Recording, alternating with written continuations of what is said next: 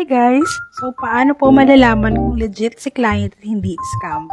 So, yung pinakamadali nyo pwedeng gawin para malaman kung legit ba yung client nyo is i-search nyo yung pangalan niya.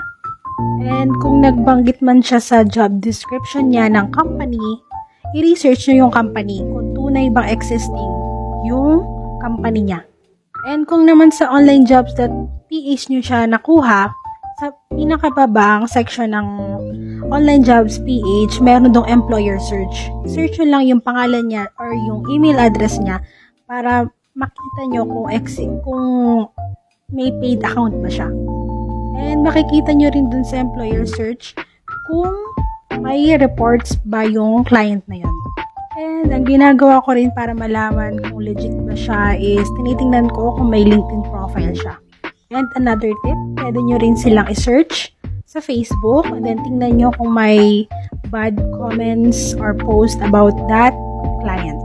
And also kung legit na client yan, walang payment na kailangang bayaran upfront and hindi rin ganun kabigat yung training task na ibibigay sa'yo. Good luck!